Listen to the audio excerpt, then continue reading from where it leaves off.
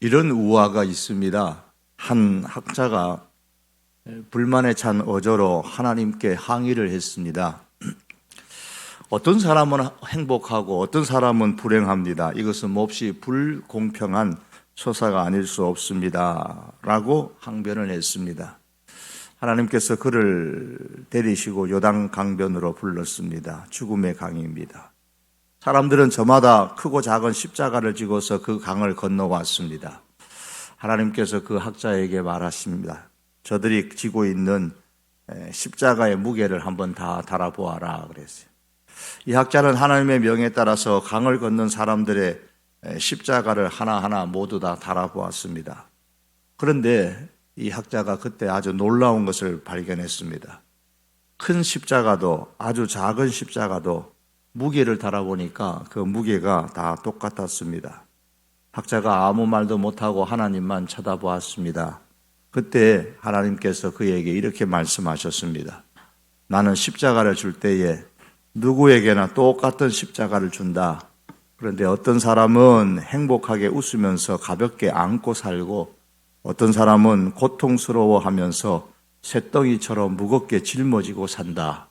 내가 늘 똑같이 공평하게 주지만 이렇게 저마다 다 다르게 받는 것이 삶이라는 십자가다. 이런 말씀을 했습니다. 누구의 고통이든 고통의 무게는 똑같다라는 그런 의미의 우화입니다. 내가 보기에는 나보다 저 사람의 고통이 더 작아 보이고 내 십자가가 더 커 보이지만 다른 사람의 고통이 가벼워 보인다고 해서 또 상대적으로 나의 고통의 십자가가 너무 무겁다고 해서 그렇게 너무 그것으로 해서 불평하지 말라는 겁니다.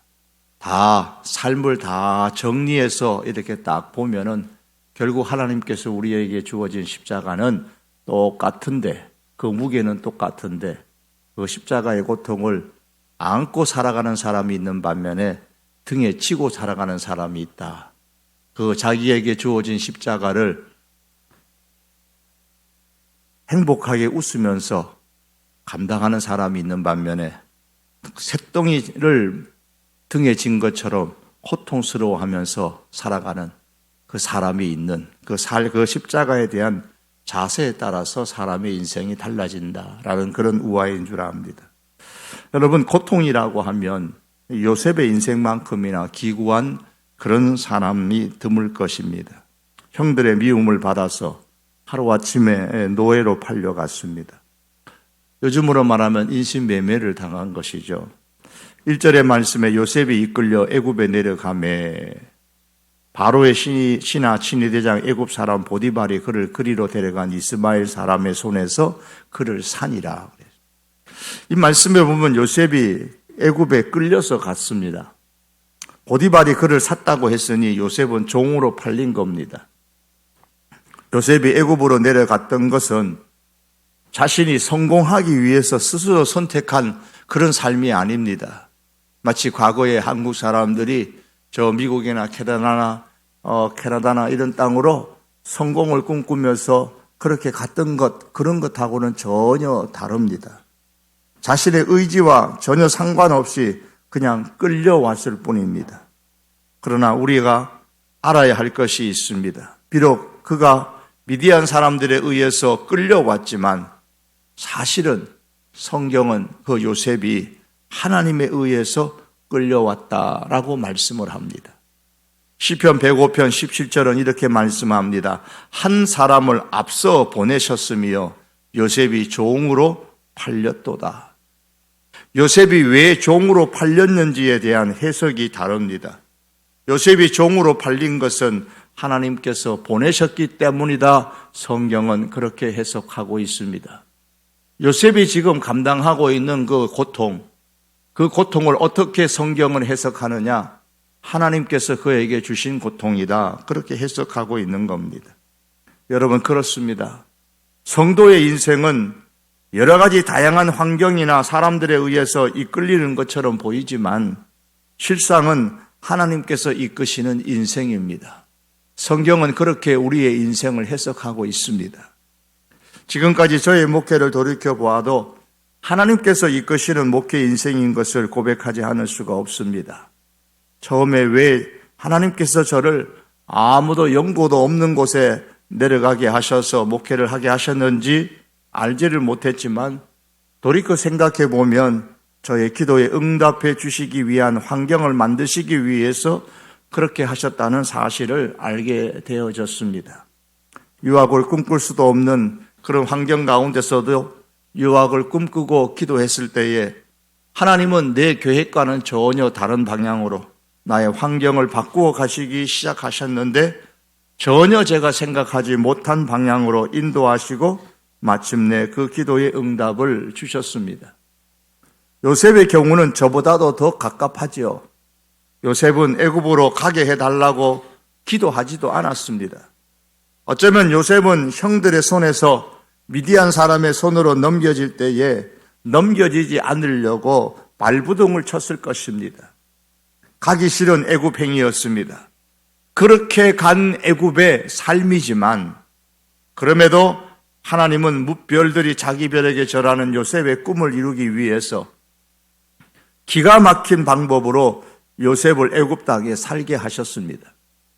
그런데 여기서 우리가 기억해야 될 사실은 요셉을 애굽 땅 바로의 신하 친위 대장의 집에 살게 하신 것은 하나님의 뜻을 이루기 위한 과정이었다라는 사실입니다. 즉 요셉이 보디발의 집에서 종으로 살았던 삶은 과정의 삶이었습니다. 그럼 종착점은 어디입니까? 애굽의 총리로서의 삶을 산 것이 요셉의 인생의 종착점일까요? 아닙니다. 그가 애굽의 총리가 되어 화려하게 살았던 삶 역시도 그의 인생의 종착점이 삶이 아니라 과정의 삶이었습니다. 그걸 알았기 때문에 총리가 되어서도 그가 교만하지 않고 믿음으로 살 수가 있었던 겁니다. 여러분, 우리가 이 땅에서 지금 어떤 위치에서 살고 있든지 우리는 지금 과정의 삶을 살고 있는 것입니다. 누구든지 우리의 삶은 현재 이 과정을 지나서 다음의 과정으로 가게 될 것입니다. 어떤 과정으로 갈지는 알지 못하지만 분명한 것 한 가지는 하나님께서 우리의 인생의 그 과정을 이끌고 만들고 계신다라는 사실입니다. 하나님께서 내 인생의 과정을 이끌어 만드신다는 이 사실을 확신하는 사람은 어떤 환경에 처해 있든지 어떤 직에 있든지 자신이 어떤 직을 가진 사람이라는 사실을 생각하기보다는 자신이 하나님의 사람이라는 사실을 생각하고 살아갑니다. 하나님은 그런 사람을 귀하게 여기시고 그런 사람 안에서 역사하시고 형통하게 하십니다. 오늘 2절에 보시면 여호와께서 요셉과 함께 하심으로 그가 형통한 자가 되어 그의 주인 애굽의 사람의 집에 있으니 그랬습니다. 하나님은 인격적인 하나님이시기 때문에 우리가 하나님을 싫어하고 하나님을 생각하지 아니하면 하나님은 우리와 함께 하지 아니하십니다. 인격이라는 게 그런 의미죠. 이런 면에서 볼 때에 여호와께서 요셉과 함께 하셨다라는 것은 그 이면에 요셉이 비록 가기 싫은 그 애굽에 그것도 종으로 팔려갔지만 그곳에서 종이면서도 자신이 하나님의 사람임을 먼저 생각하면서 살았다는 것을 보여주는 겁니다. 자신의 의사와 전혀 상관없이 종이 되어서 살고 있지만 그가 그런 환경에서도 자신이 하나님의 사람이라는 생각을 먼저 하면서 일하고 있었다. 그것을 우리는 3절을 통해서 그 이하를 통해서 보게 됩니다. 그의 주인이 여호와께서 그와 함께 하심을 보며 또 여호와께서 그의 범사에 형통하게 하심을 보았더라. 그래서 그 결과 4절 이하에 가면 그는 보디발의 집에 가정 총무가 되고 하나님은 요셉을 위해서 보디발의 집에 복을 주셨다고 했습니다. 그런데 여기서 요셉이 하나님을 먼저 생각했기 때문에 단지 종으로서 나는 억지로 종이 되어서 나는 종이 된 것은 내 의지와 전혀 상관없어. 나는 그냥 억지로 살아가는 거야. 그렇게 생각한 것이 아니고 하나님의 사람으로 일을 했다는 겁니다. 무엇을 보아 알 수 있습니까? 하나님의 사람으로 그가 일했기 때문에 3절의 말씀처럼 주인이 요셉이 일하는 모습을 보고 하나님께서 요셉과 함께 하심을 보았다고 했던 겁니다. 하나님께서 요셉이 하는 일에 형통하게 하심을 보았던 겁니다. 요셉의 그 집에, 요셉의 그 밭에 하나님께서 복을 주시는 것을 보았던 거예요. 만일 요셉이 하나님의 사람으로서 그 산 것이 아니고 단지 종이라는 사실에만 집중하여서 일했다면 아무리 일을 잘하고 그 결과가 좋았다 할지라도 주인은 요셉의 일과 그 결과 가운데서 하나님을 발견하지는 못했을 것입니다. 요셉이 일 중에서 하나님을 드러내지 않았는데 어떻게 하나님을 알지도 못하고 믿지도 않는 그 애굽 사람의 눈에 하나님이 보이고 하나님을 생각할 수 있었겠습니까? 그건 어림도 없는 일이죠. 요셉이 하나님의 사람으로서 일했기 때문에 요셉의 행한 그 일 속에서 애굽 사람의 눈에 하나님이 보였고 하나님을 생각할 수 있었던 겁니다. 사람들은 보통 자기가 싫어하는 환경에서는 하나님을 생각하지 않고 불평하고 열심히 하려는 마음을 품지 않는 것이 일반적입니다. 그런데 요셉은 그렇지 않았습니다. 비록 애굽에서 종으로서의 삶이 자기가 전혀 의도하지 않은 정말로 싫은 그런 삶이었지만은 그 가운데서도 자신이 하나님의 사람임을 먼저 생각하고 행동하고 그로 인해 하나님께서 요셉과 함께 하셨던 겁니다. 그 결과 요셉이 형통했다 그랬습니다. 그런데 요셉이 형통했다는 것은 단지 육체가 좀 편해졌다거나 주머니에 돈이 좀 더 많이 쌓였다는 그런 뜻보다는 하나님의 뜻을 이룰 수 있는 위치에 그의 인생의 과정 속에서 하나님의 뜻을 이룰 수 있는 그 위치, 그 환경에 놓였다라는 그런 말입니다.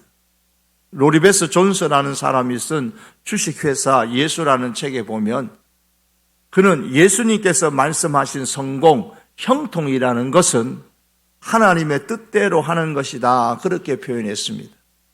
형통이란 하나님의 뜻대로 사는 겁니다.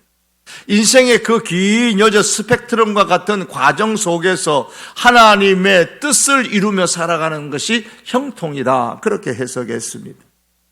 이 뜻대로 하면 우리가 좀 전에 불렀던 찬송가 384장에 무슨 일을 만나든지 만사 형통하리라 그랬는데 무슨 일을 만나든지 만사 형통한다고 할 때에 무엇이 먼저 떠오릅니까? 로리베스 존소의 해석에 의하면 만사 형통한다라고 했을 때에 떠오르는 것은 하나님의 뜻대로 살리라, 하나님의 뜻대로 살아가는 그 모습이 먼저 떠올라야 될 것입니다. 요셉이 억지로 종이 되어 살았지만 그래도 먼저 하나님을 생각하고 살았더니 하나님께서 요셉과 함께 하셨고 그 결과 요셉이 형통하게 되어져서 요셉은 자기의 위치, 자기의 환경에서 하나님의 뜻을 이루는 삶을 살았다라고 말씀하고 있는 겁니다. 인생의 과정 속에서 하나님의 뜻을 더 크게 펼칠 수 있는 가정 총무라는 그 위치 속에서 하나님의 뜻을 좀 더 많이 나타낼 수 있는 그런 기회를 더 갖게 되어졌던 겁니다. 사랑하는 성도 여러분, 우리들의 일터는 다 다르고 우리의 환경은 다 다릅니다. 직종도 다릅니다. 가정의 상황도 다릅니다. 그러나 우리가 한 가지 같아야 할 것이 있는데 그것은 나는 하나님의 사람이다라는 사실을 먼저 생각하고 살아가는 것입니다. 한 평사원으로서 일하든 부장이나 이사로서 일하든 사장으로 일하든 조그만 가게를 운영하든 큰 회사를 운영하든 내가 일터에서 가진 그 직을 생각하기 전에 먼저 나는 하나님의 사람이다라는 생각을 먼저 할 수 있기를 바랍니다. 하나님의 사람으로서의 그냥 평사원이에요. 오늘 요셉이 그냥 종이 아니고 하나님의 사람으로서의 종으로서 생각하고 일했던 거예요. 하나님의 사람으로서의 부장인 것이고 하나님의 사람으로서의 사장이요. 하나님의 사람으로서의 학생이고 하나님의 사람으로서의 주부인 겁니다. 비록 조그만하지만 하나님의 사람으로서 가게를 운영하는 것이고 하나님의 사람으로서 때로는 큰 회사를 운영하는 겁니다. 이렇게 나는 하나님의 사람이다라는 사실을 먼저 생각하고 일할 때에, 살아갈 때에 비로소 우리의 일의 자세와 일의 목적이 달라지게 되는 겁니다. 내가 왜 이 위치에 있는지, 내가 왜 이 직에 있는지, 내가 왜 이런 환경에 있는지, 이 환경에서, 이 직에서 내가 무엇을 어떻게 해야 되는지 분명한 목표가 세워지게 되는 겁니다. 무엇보다도 그렇게 생각하며 일하는 우리 안에 하나님께서 함께 하십니다. 그리고 그 결과로 더 큰 하나님의 뜻을 이룰 수 있는 그런 형통을 경험하는 복된 인생이 될 수가 있는 것입니다. 또한 하나님께서 내 인생의 과정을 이끄시고 만드신다라는 사실을 확신하며 살아가는 사람은 무엇을 먼저 버려야 할지를 생각하고 삽니다. 첫째는 내가 어떤 사람인 것을 먼저 생각하고 살아야 되고, 둘째는 무엇을 먼저 버려야 할지를 생각하고 살아야 합니다. 요셉의 삶 가운데 신앙의 위기가 있었습니다. 내가 하나님의 사람이다 라는 생각으로 일을 할 때에, 살아갈 때에 우리에게도 위기는 있습니다. 장점이 때로는 유혹의 빌미를 제공해 주기도 하지요. 창세기 오늘 39장 6절 하반절에 보면 요셉은 용모가 빼어나고 아름다웠다 그랬습니다. 잘생겼다 그 말이에요. 그것이 요셉의 장점이었지만 동시에 그것이 유혹의 빌미가 되었습니다. 집주인인 보디발의 아내가 요셉의 잘남을 보고 요셉에게 마음이 빼앗겼던 것입니다.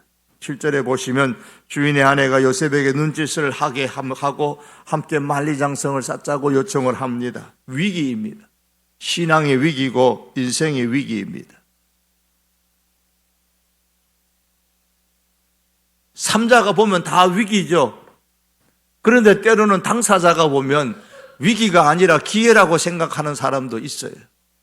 이 상황이 주인 보디발에게 절대로 들키지 않고 그 아내의 마음에 들어 더 많은 것을 얻을 수 있는 기회라고 생각할 수도 있을 겁니다.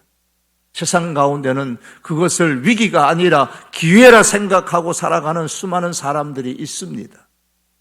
그러나 요셉은 그 상황에서 무엇을 버려야 될지, 무엇을 버리지 말아야 될지 분명히 알았습니다. 요셉은 그 상황에서 옷을 버리고 신앙을 버리지 않았습니다. 12절 말씀에 보면 그 여인이 그의 옷을 잡고 이르되 나와 동침하자. 그러나 요셉이 자기의 옷을 그 여인의 손에 버려두고 자기의 옷을 버려두고 밖으로 나갔다라고 했습니다. 옷을 버렸습니다. 대신에 신앙을 버리지 않았습니다. 믿음을 버리지 않았습니다. 많은 사람들이 이럴 경우에 신앙을 버리고 옷을 버리지 않아서 실패하는 인생이 됩니다. 그 환경을 위기로 여기지 아니하고 기회로 여기고 옷을 버리지 않고 신앙을 버려 결국에는 그 위기에 봉착하게 되는 실패하는 인생이 되고 맙니다. 사랑하는 성도 여러분, 하나님께서 내 인생의 과정을 만드시고 하나님께서 내 인생 과정을 이끌어 가신다는 사실을 우리가 분명히 확신한다면 내 삶에 있는 그 무엇을 버려야 할 상황이 왔을 때에 내게 있는 그 어떤 것을, 그 무엇을 버린다 할지라도 나의 믿음은 버리지 않으시기를 바랍니다. 내가 소유하고 있는 것이 아깝다고 머뭇거리거나 망설이게 되면 신앙을 버리게 되는 참담한 일을 당하게 됩니다. 내게 있는 장소가 하나님의 뜻에 합당한 장소가 아니라면 과감하게 그 장소를 버리고 떠나야 합니다. 한순간적으로 그 장소에 있는 것이 내게 쾌락을 주고 즐거움을 주는 그 장소라 할지라도 과감하게 그 자리를 버리고 신앙을 버리지 않아야 되는 겁니다. 요셉은 자기가 있는 그 장소가 신앙을 지킬 수 있는 자리가 아니었기에 그는 옷을 버리고 그 장소를 버리고 그 자리에 도망갔습니다. 그리고 신앙을 버리지 않았던 겁니다. 신앙을 버리지 않기 위해 옷을 버리면 내 환경이 더 활짝 열리느냐? 항상 그런 것은 아닙니다. 더 힘들어지고 어려워질 수도 있습니다. 요셉이 그러했습니다. 그가 신앙을 버리지 아니하고 옷을 버렸더니 그에게 주어진 것은 모압을 받는 것이고 옥에 갇히는 것이었습니다. 그러나 하나님은 살아계신 분이십니다.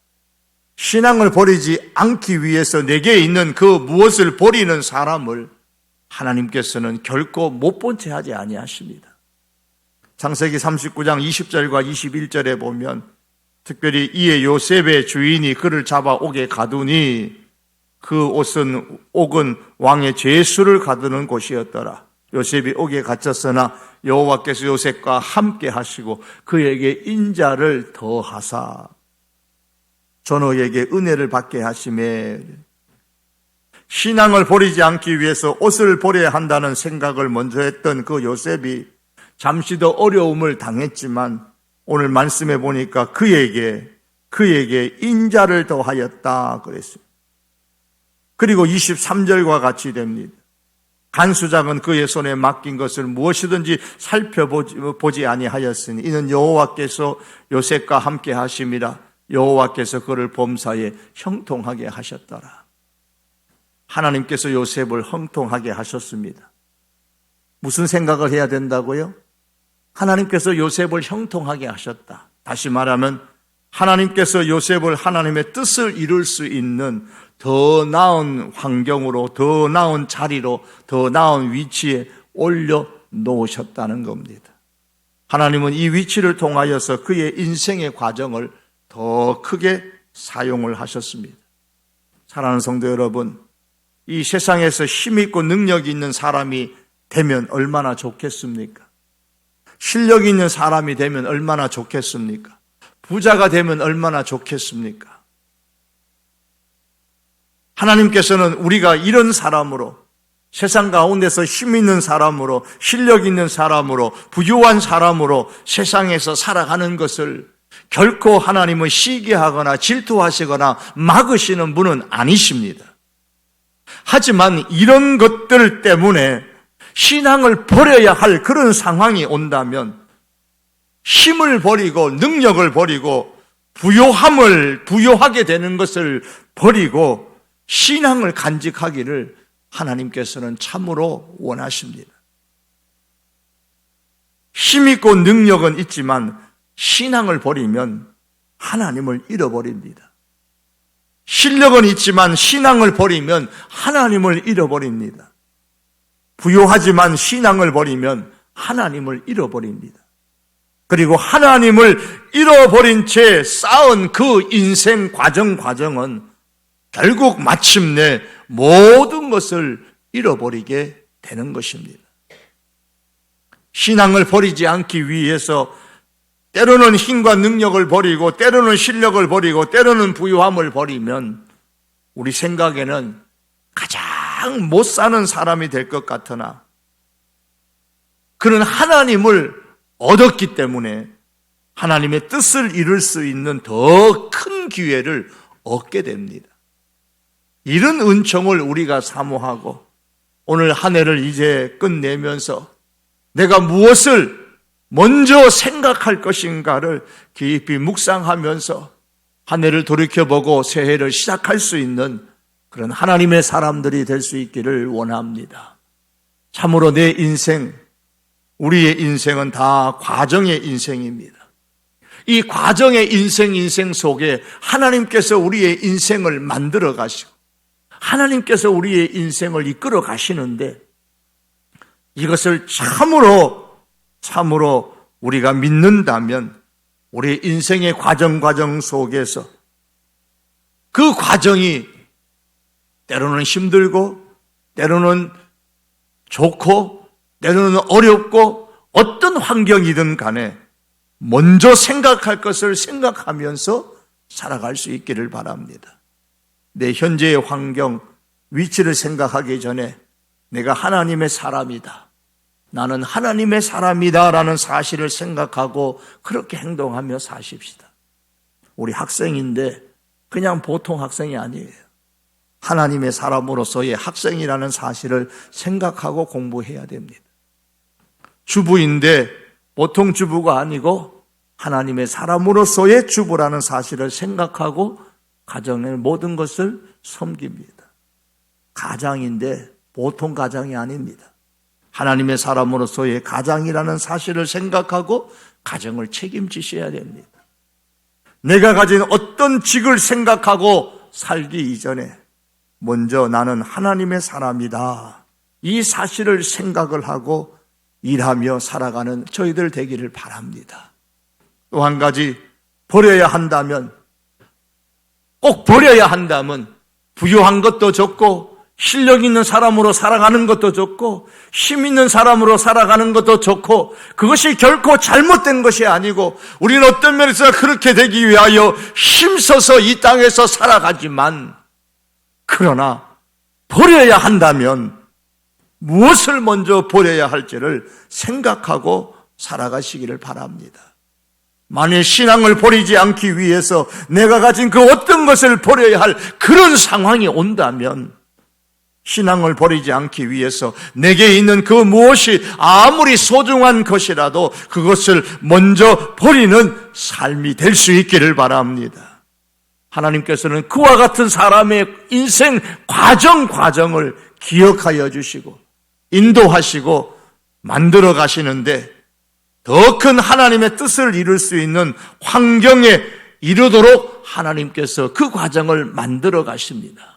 그것이 요셉의 인생이었고 또 오늘 이 시대의 요셉과 같은 그런 인생을 살아갈 수 있는 우리 모든 하나님의 백성들이 될 수 있기를 주님의 이름으로 축복합니다. 우리 기도하시겠습니다. 하나님 아버지, 인생의